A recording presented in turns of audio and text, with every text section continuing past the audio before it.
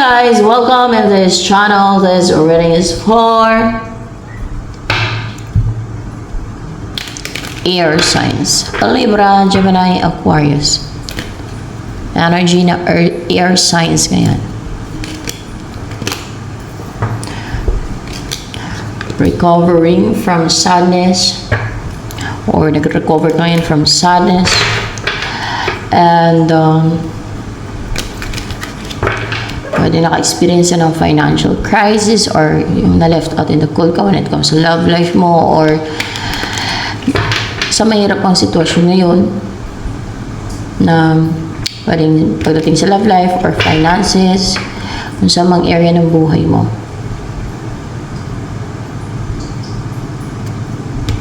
Pwedeng may sakit ka. More information.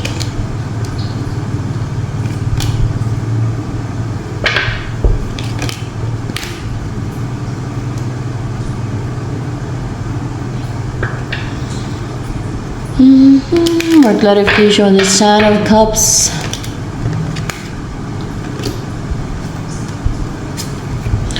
Ay, yung wish mo o yung kahilingan mo ay mag-grant na. Wala nang makaharang, wala nang makapigil yan na kahit sino man na mag-grant yung kahilingan mo, na mangyari na yung gusto mong buhay, na mamuhay ka ng wish fulfillment. Wish fulfillment na buhay. At peaceful, payapa, kung sa Tagalog pa, payapa, at harmonious, and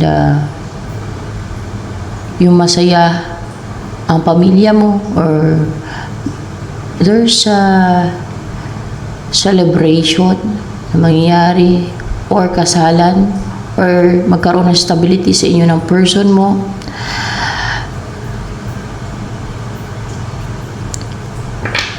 And ma-reject na yung mga sinesend nitong mga gustong pumigil, hindi na yan masisend sa inyo ng person mo, kung meron kang person. Pero kung wala pa, hindi na masisend sa iyo sa buhay mo.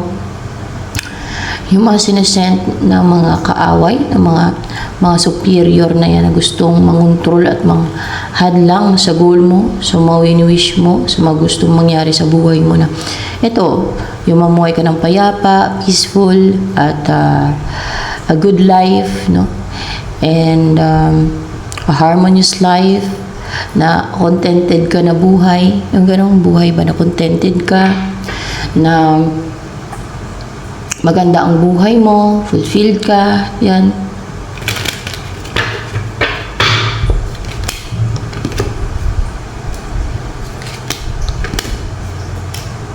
See, yung mga nag-risk dito, yung mga nag-risk, yung mga gusto mag-risk, yung mga nag-risk sa'yo, dati yun namang atake. Nagagawa ng deceit para mapadelay ang wish mo, yung gusto mong buhay, no? Na mangyari na yan, ay hindi na sila makapang-atake, hindi na sila makapag-risk, hindi na sila basta hindi na sila makapag-risk na makapang-atake or makagawa ng deceit, hindi na makapang-atake yung maginagawa na ng deceit. Kaya hindi na mapadelay itong mangyayari sa buhay mo, na magkaroon ng stability na sa buhay mo, or pwedeng stability sa inyo ng person mo, o na mag-celebrate ka na, ma-enjoy mo na ang buhay, no? Maging masaya ka na sa buhay, you will feel contented and fulfilled sa buhay mo, payapa, harmonious yung paligid mo, family mo, loved ones mo, yung connection ninyo ng person mo, harmonious, ganun. And you will build a happy family, yan. And kung kasal ang inantay mo, mangyayari na yan. Kung magkaroon ng stability nga sa inyo ng person mo, mangyayari na yan. Kasi tinuldo ka na, hinadlangan na yung pangialam ng mga pakailamira at mga inggitira at mga evil na klase ng mga tao o, or nilalang sa buhay mo. No? Yan. It's time for you to live life na peaceful and happy, yan, and contented ka and fulfilled ka. Ma-enjoy mo yung buhay, yan, na harmonious and peaceful yung environment. You will live life to the fullest, hopefully. And Knight of Pentacles. For clarification of the Knight of Pentacles.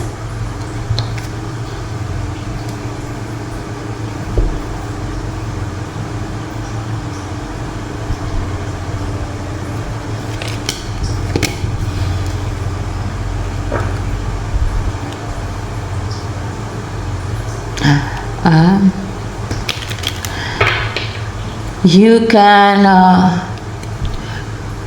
continuously work or kung ano man yung ginagawa mo na committed ka, tuloy-tuloy na yan. Wala nang makapang-manipulate, wala nang makapigil. So kung ano man yung ginagawa mo na committed ka, pwedeng work or your mission from God, kung meron kang mission from God. Kasi hindi lahat ay may mission sa God, ha? Diba? Madami ang tinawag pero kukunti ang pinili, diba? At lalo na yung may mga tao kasi yung they live the life na wala silang mission from God. Kagaya sa Bible, mabasa kasi ng Bible.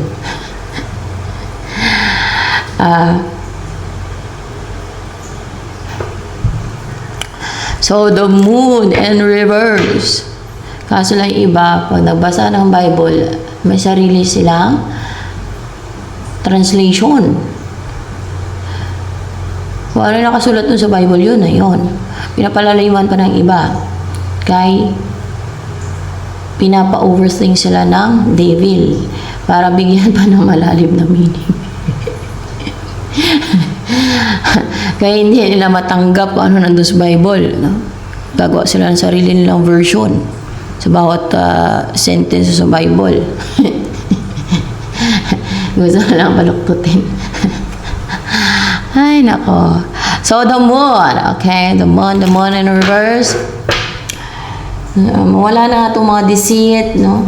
Hindi na makapang-impluensya o hindi na magtagumpay ang mga deceit na yan na ginagawa sa buhay mo. At hindi ka na din maging emotional. Yun ang nagpa-emotional sa iyo at nagpalungkot din sa iyo eh. Yun ang pahina sa iyo yung mga deceit na yan. Manipulation, lies and deception, illusion sa isipan mo at the time. Eh, wala na yung deceit. Hindi na yan maka-ek yung mga deceit na ek. And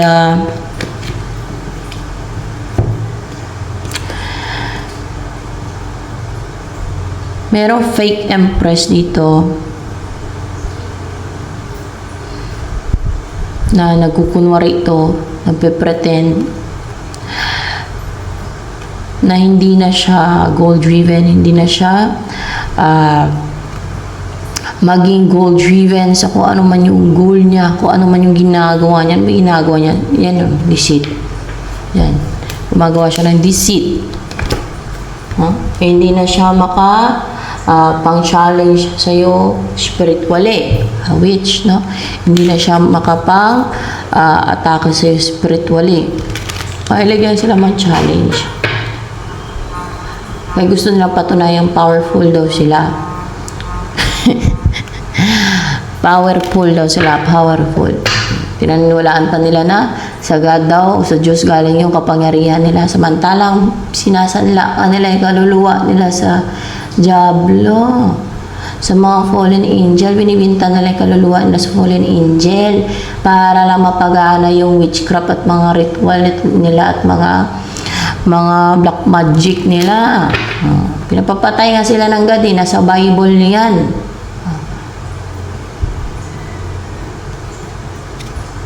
Exodo 22:18, sabi ng God, patayin ang mga mangkukulam. Of course, mambabarang din. Same lang yan. Yan.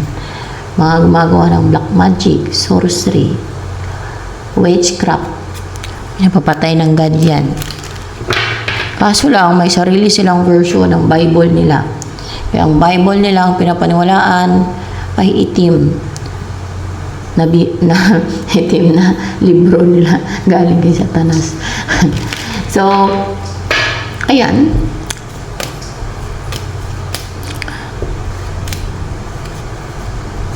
Hindi na yan magsasucceed sa kanya, hindi na yan magtatagumpay, hindi na yan makapang-atake kasi hindi na magtatagumpay, hindi na magsasucceed ang kanyang mga gagawing witchcraft.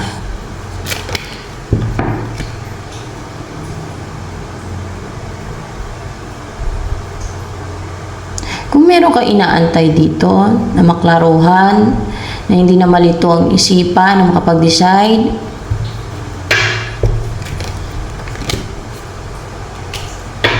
na kasi hindi siya nagtitake ng action. Ayan o, Ace of Pentacles. May offer yan sa'yo na huge offer. Ay commitment if that is a person na actually may nakaprepare ng bahay, peaceful yung paligid, parang napaka-fresh ng paligid ng bahay na pinrepair niya, yun ang huge offer niya. Ano pa itong huge offer niya for you? Yung wala na makapang-monitor, wala na makapang-spy. Sa'yo, na mga monitoring spirit, mga namumonitor ng mga kaaway. O mga sinaset ng mga kaaway, ng mga alagad ng dilim, no? Saan sa loob ng bahay niya na pinagawa? Upright heto. Oo, hindi ka naman monitor doon na makaaway mo sa loob ng bahay niya na pinagawa. May bahay na siya na nakaprepare at kompleto na lahat. No? Lupa, bahay. Magsama na lang kayo doon at mamuhay ng peaceful. Kung may bahay na kayo, edi yan na yan. Pero kung wala pa at kung yan ay person na hindi pa yan nakapag-offer sa iyo na may bahay, no? May bahay siya na titirahan ninyo na pinagawa. Adi, malaman mo na lang yan. No? Darating yan. So, ano pa? Ang offer nyo na yan. Wala na ding makapang psychic attack sa'yo. Spiritual attack, psychic intrusion sa bahay niya, pinagawa. And then, yung ma-unite kayo, maglabing-labing na kayo dun sa loob ng bahay niya. Yung maging ano lang kayo. Siyempre, pagka partner mo na yan di ba? Pag maging partner mo na siya, ay malaya kayo na gawin ko ng gusto ninyo, na masaya kayo.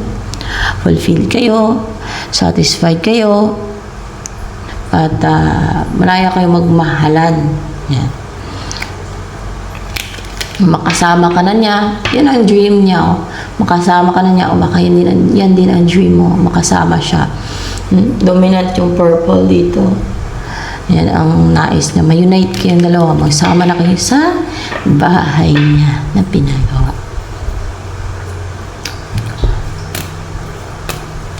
Bakit may offer siya ng ganyan?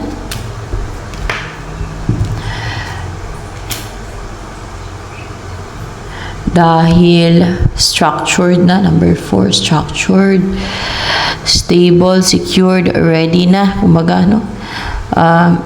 Meron na siyang bahay. Meron na kasi siyang bahay.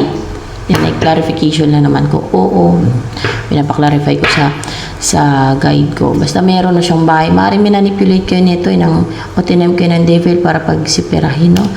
O ng kadiliman. Kasi baka meron kayong mission from God. Kaya umadlaw o gustong pigilan lang ng the devil's kingdom. Wait lang.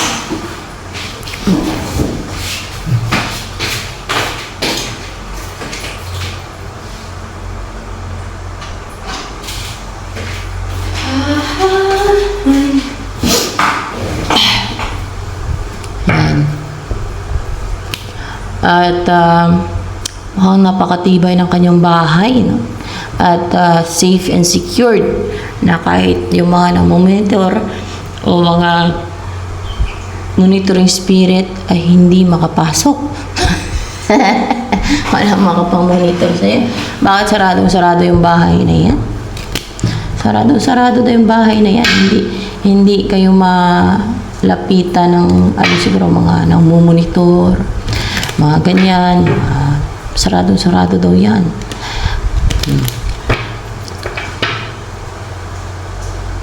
Love me, know that you love me.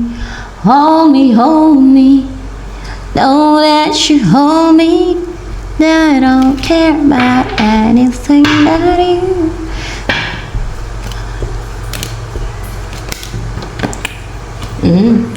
Ay, ito na yung bahay talaga na destiny mo. Destiny mo.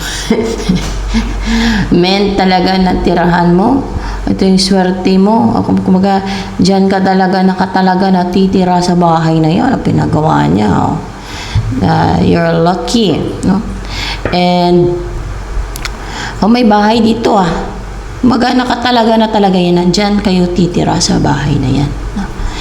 Yan bahay. Natutok ang araw sa bahay. Na para talaga sa iyan, no? Na dyan ka natitira sa bahay na pinagawa niya. At yan, pinrepaire niya yan for you yung bahay. Oo, pinrepaire niya yan for you yung bahay na yan. Ay, may 6 of cups din dito. O, diba? Parang upright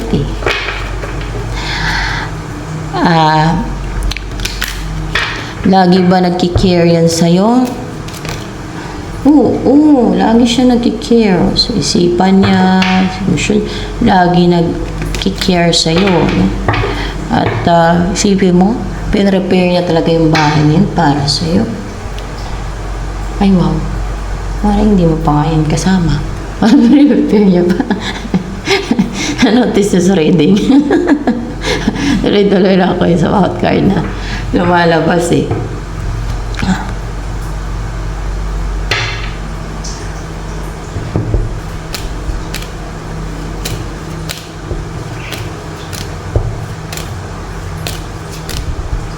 Gusto niya may privacy kayo. May privacy ka na walang namomonitor sa'yo at sa kanya. No? Kaya ganun.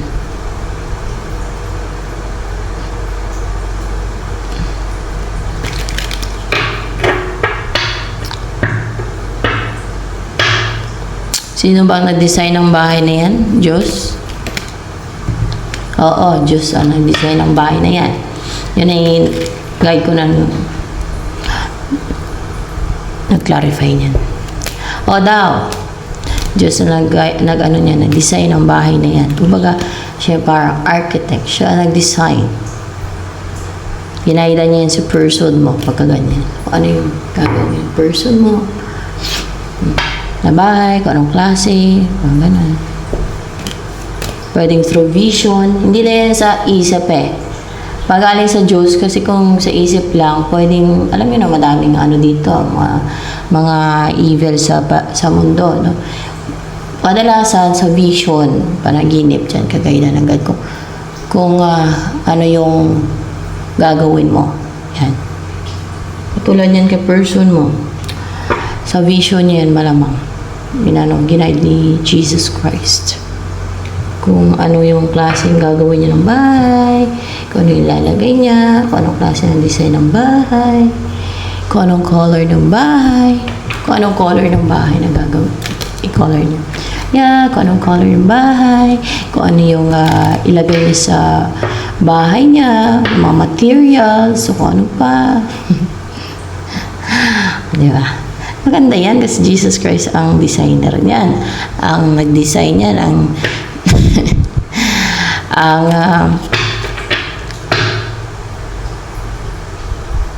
nag-guide sa kanya kung anong design ng bahay na gagawin niya para tirhanin yung dalawa. Yan. And safe.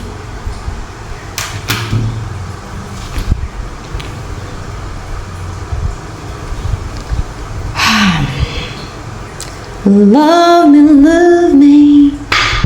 Know that you love me. Hold me, know that you hold me. 'Cause I don't care about anything but you. Love me.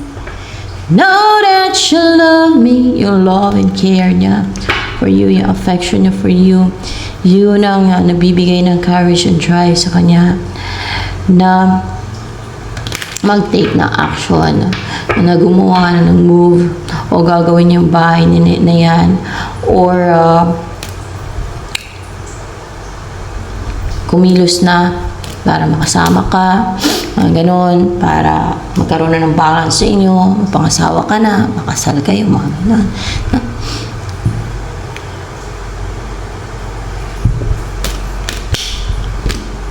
O para makasama ka na, yan, sa bahay niya, di ba? Pwede magtanim kayo ng mga flowers sa paligid, fruit trees, gulay, and then, merong 5 of Cups.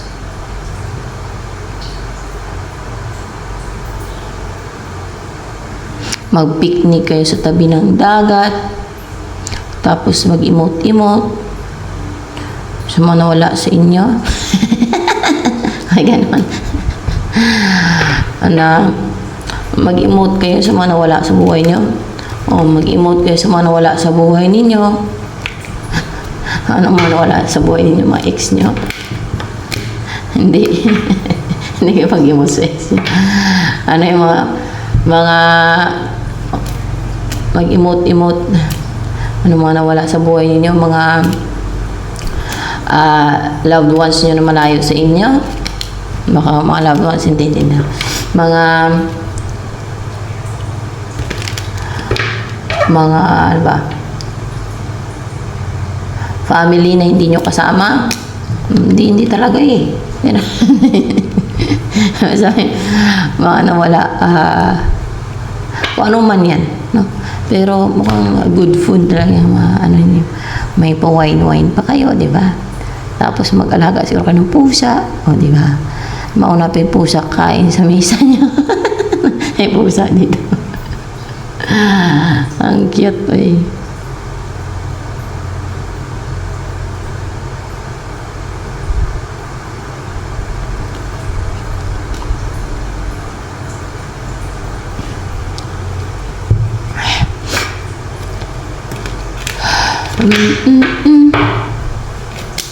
Parang ang sarap ng buhay na ganito. Pa-picnic-picnic sa tabi ng dagat. No? Ang saya lang. Saya kayo ng ganyan.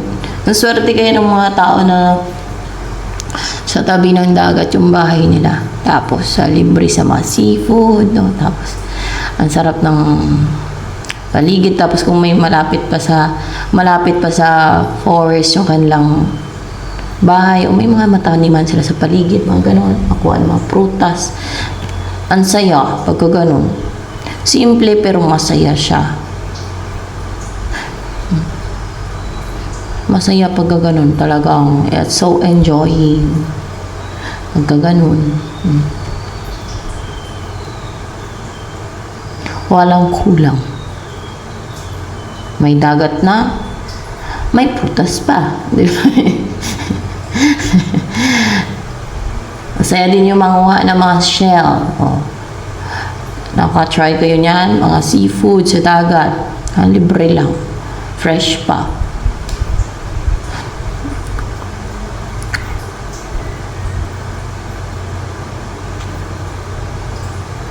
Sa akin yan, pagka pumunta kami sa baybay, yung talagang kinukuha ng mga seafood, baybay din sa amin, o dagat. Kasi mahaba yung hunas nun eh. Tawag namin doon Anilaw. Bata pa ako. Sinasadya ng mga taga doon sa amin na pumunta pagkahunas. Kaya manguha nga ng mga alimango, alimasa, kung ano mahuli sa baybay. Pag ayaw ko isama, iyak ako na iyak. Wala, sasama talaga ako. Minsan tumatakas sila. Bata pa kasi ako nun eh.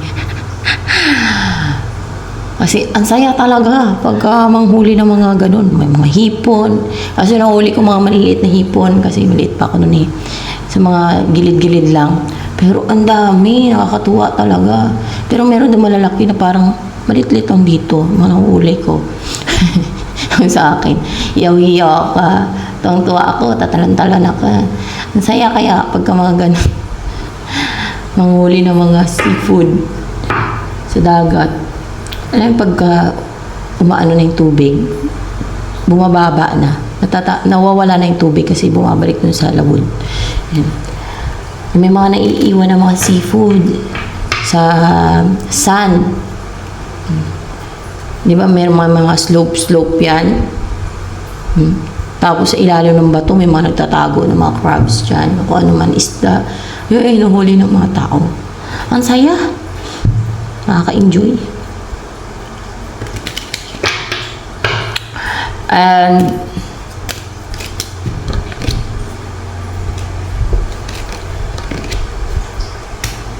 ay nag-overthink si person mo sa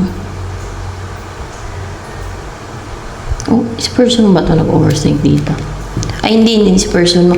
Meron nag-overthink na may third party ba yan? Hindi siya third party, naiinggit ba yan? Ay, inggitira lang yan. Inggitira. About sa, alam mo kung ano yung kinainggitan niya dito? Yung i-guide kayo, may mag-guide sa inyo ni person, may si Jesus Christ ba yan? Mag-guide? Hindi. Ano ba yung mag-guide sa inyo o magtuturo sa inyo? Anghel? Tingnan natin, anghel ba yan? Kasi pag mga ganyan, hindi. Ano yan, tao ba yung mag-guide sa inyo ng person mo? Hindi. God ba yan? Mismo God ang mag-guide sa inyo ng person mo. I-guide kayo ng God, si Yahweh, ng Diyos na Ama. Kasi nung buhay pa si Jesus Christ, yung tao pa siya, yung tao pa siya, yung, di ba nananalangin si Jesus Christ, yung tinatawag yung ama niya sa langit, na nanalangin siya, no? Nung tao pa siya, doon siya nanalangin, na tinatawag niyang ama niya na sa langit. Yun na si Yahweh, yung God, na Diyos na Ama. Yan ang mag-guide sa inyong dalawa. May naiinggit, no? Kaya gusto niya, may mission din siya sa God. Saka, yun lang pala, tapos mainggit siya, mag-overthink siya, mabaliw pa siya niyan, kaka-overthink. Naiinggit siya.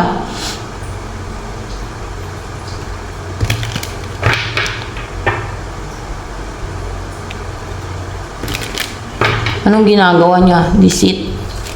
Gumagawa siya ng deceit. Paano siya magkaroon ng mission from God? Hindi talaga siya pipiliin ng God niyan. Nabigyan ng mission. Kaya hindi lang siya inggitira. Gumagawa pa siya ng deceit. Baka witchcraft ang ginagawa niya. Kampon siya ng kadiliman. Alagad siya ng kadiliman. Isa siya sa pinapapatay ng God pagka ganun. Itong sasabihin ko, kung ano sinasabi ko, totoo lang. Ang totoo talagang dapat katakutan, Diyos, si Jesus Christ at God. Bakit? Ganon din yung Holy Spirit. Bakit? Yan ang kayang itapon ang kaluluwa ng tao sa impyerno. Hindi lang kaya, kayang-kaya. Yan ang mga naghahatol na itapon sa impyerno ang kaluluwa ng mga makasalanan, ng mga evil. Gusto niya pala ng mission, ba't ganyan siya? Inggitira siya. Pinapairan niya yung inggit.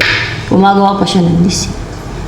Kasi ang pinipili ng God na bigyan ng mission, sa totoo lang, yun yung mga sumusunod sa kanyang mga pinapagawa, sumusunod sa kanyang rules.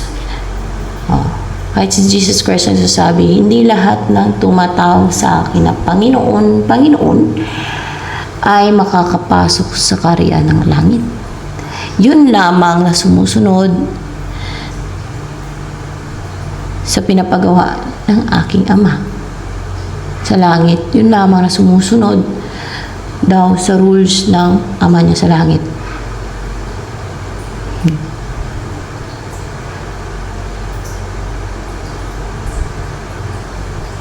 Yun lang ang makapasok sa kaharian ng langit. So sa tingin niya, kahit makapasok sa kaharian ng langit, makapasok kaya siya? Sumusunod ba siya sa rules ng God? Lumalabag siya. Hindi lang lumalabag. Gumagawa siya ng kademonyuhan. Ano ginagawa niya? Black magic. Black magic. Black magic. O, kay Satanas siya. Sa bilang buhay, impyerno siya. Sinabi ba ng Diyos? Sa Diyos sila? Sabi ng Diyos, sila ay anak ni Satanas, hindi sila anak ng Diyos. Yan ang klarong-klaro na anak ni Satanas, yung mga gumagawa ng black magic.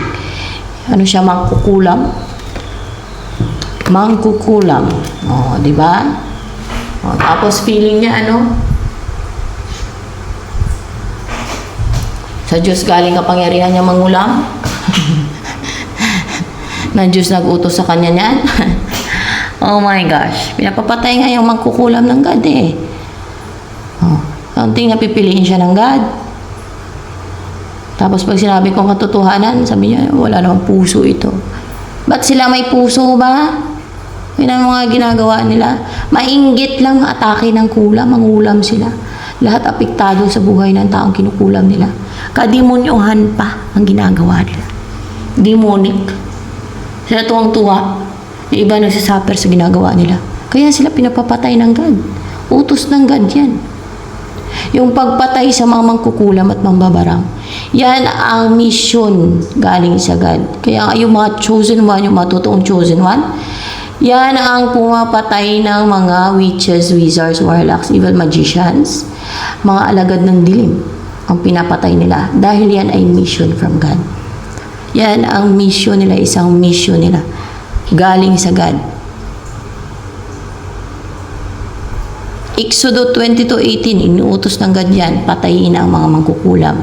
Mambabarang, anong patawag sa nila? Wizard, witches, wizard, evil magician, mga ganon. Ang tawag sa kanila.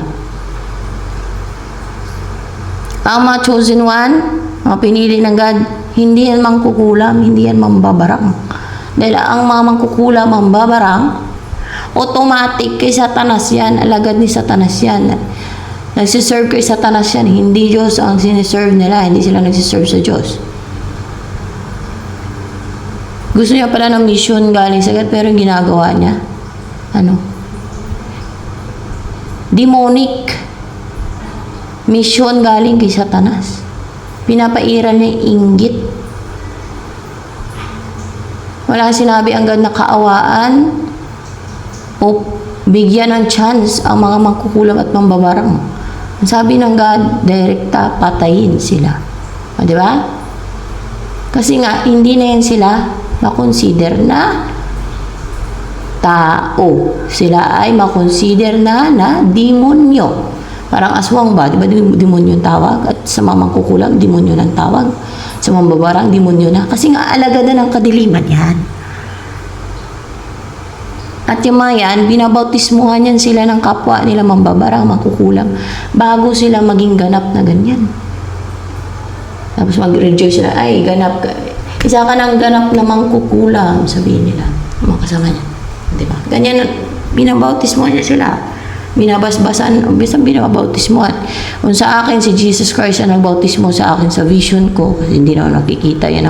Sa vision talaga yun sila nagano. At pagtapos na bautismo ng Jesus Christ, lumabas na yung mga pakpak ko na puti. Lagi naman sa vision kung lumilipad talaga ako. Pero, naging ibon muna ako. Diba? Sabi ni Jesus Christ ay, panahon na. Sa akin ha, si Jesus Christ, bautismo sa akin, nakaputi si Jesus Christ.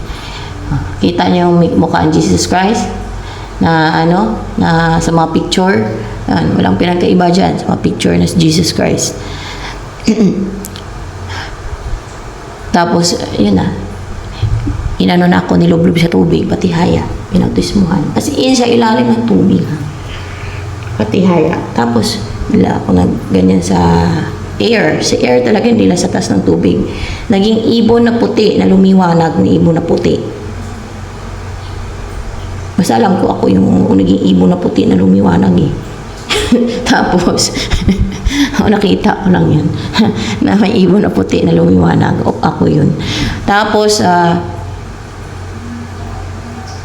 naging humanoid na ako, may pakpak na puti. Na yun, parang sa anghel.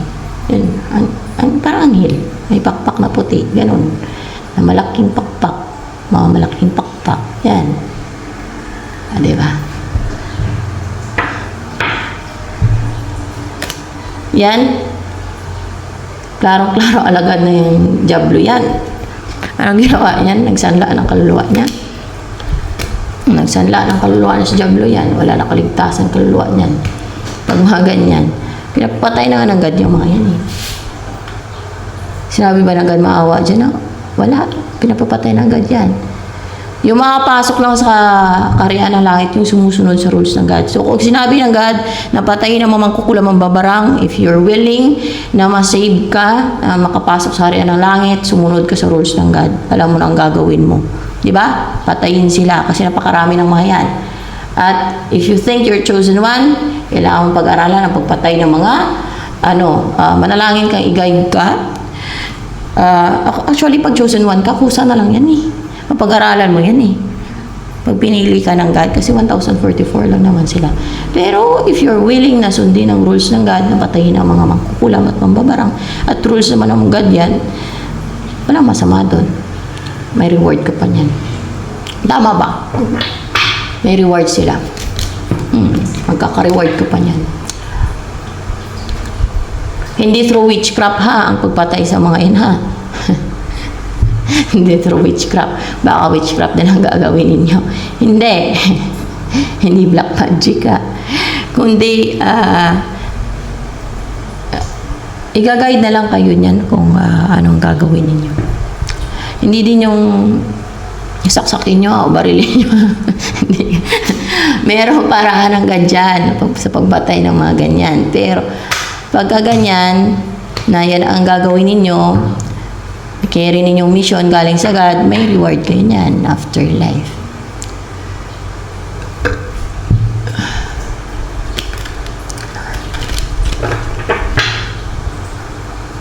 Malupit yan sa paningin ng mga tao. No? Dahil kapwa-tao daw nila. Pero, yun ang kautusan ng God. Patayin yung mga alagad ng dilim na yan, mga witches, wizards, warlocks, evil magicians, umangkukulam ang babarang. Yan. Dahil nga, tingnan nyo naman yung pinagagawa nila. Kahit ano pang rason ng God, rules niyan. Kung ayaw nyo, kung takot kayo, hindi kayo chosen one. Hindi kayo. Kasi hindi kayo yung pinili ng God. No? Kasi, yan talaga ang isa sa mission ng chosen one. Tagapatay ng witches, wizards, warlocks, evil magicians, at mga alagad ng dilim, kagaya ng aswang. Yan. Queen of Wands in reverse. Na-insecure siya. Na-insecure siya, mangulam siya. Na-insecure siya. Gagawa siya ng deceit. Gagawa siya ng witchcraft. Uy.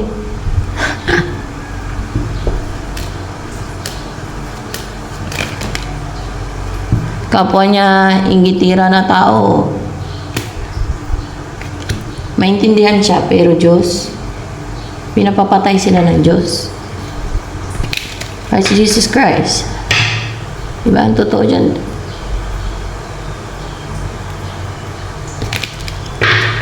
Ang tawag sa kanila ng Jesus Christ, anak ni Satanas, hindi sila anak ng Diyos. Noong kala nila unawain sila ng Jesus Christ, ganyan sila. Sa kadiliman na yan sila eh. Nagsanla pa ng kaluluwa niyo. Demonyo na yan.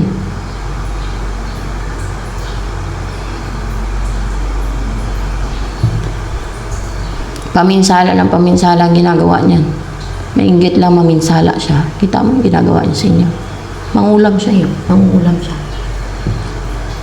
Son of Pentacles in reverse and the Hermit.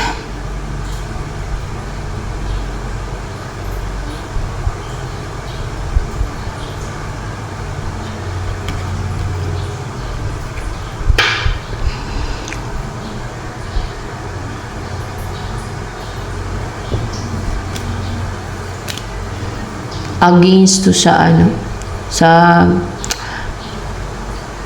magagandang mangyayari sa buhay mo. Itong mangkukulam ka sa alagad ng dilim yan.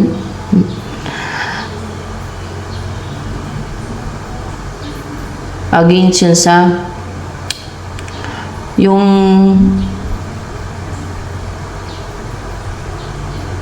magkaroon ng communication sa inyo ng person mo na magkaroon ng connection sa inyo ng person mo na magkausap na kayo ng person mo.